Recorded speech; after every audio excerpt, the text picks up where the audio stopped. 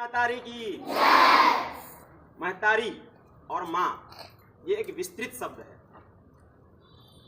All entire word centred on only one word mom, यानी पूरा का पूरा संसार केवल माँ में ही समाहित है। ऐसा मैं नहीं कह रहा। किसने कहा? श्री रामचंद्र हमारे जो आराध्य प्रभु थे, उन्होंने कहा जननी जन्म भूमिश्च स्वर्गादपि गरीयसी, यानी कि ये जो जन्मभूमि है, ये जो मातृभूमि है, ये पूरे विश्व में हमारे लिए सबसे आराध्य देवी है।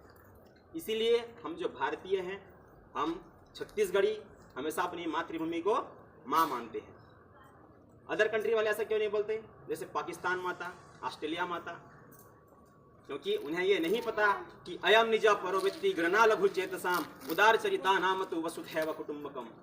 हमारे भारत भूमि में जो महापुरुष हुए हैं, उन्होंने ये बताया कि हमारे भारतवर्ष न केवल एक संकीर्ण धारा के मार्ग पर चलेगी, बल्कि एक विशाल उदार हृदय रखकर चलेगी, पूरे वसुधा के लोगों को अपने अंदर समेट कर रखेगी। छत्तीसगढ़ 1 नवंबर 2000 को मध्य प्रदेश से अलग हुआ था, और छत्तीसगढ़ केवल आज की डेट में ही नहीं, बल्कि महाभारत काल से लेकर के रामायण काल से लेकर के आज तक इस छत्तीसगढ़ का विशेष महत्व है।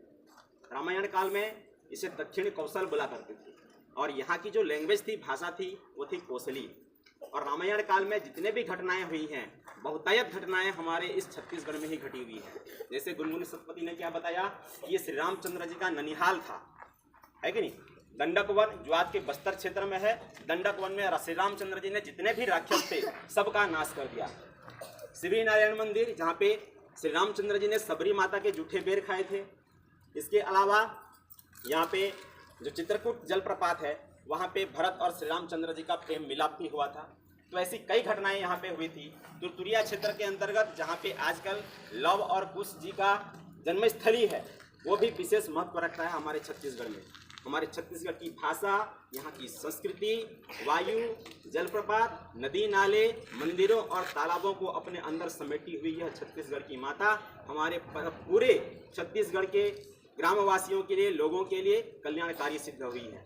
इसलिए यह छत्तीसगढ़ हम सब के लिए आराध्य देवी है, पूजनीय है।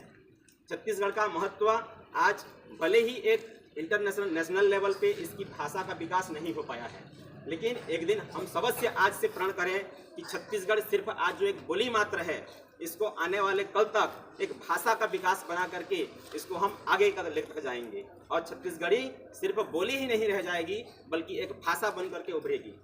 इसलिए आज से हम सब प्रण करते हैं कि छत्तीसगढ़िया सबसे बढ़िया, हम छत्तीसगढ़ बोलबो और छत्तीसगढ़ कबो, और एक दिन इला ऊपर लेवल तक लेके जाबो। जय हिंद।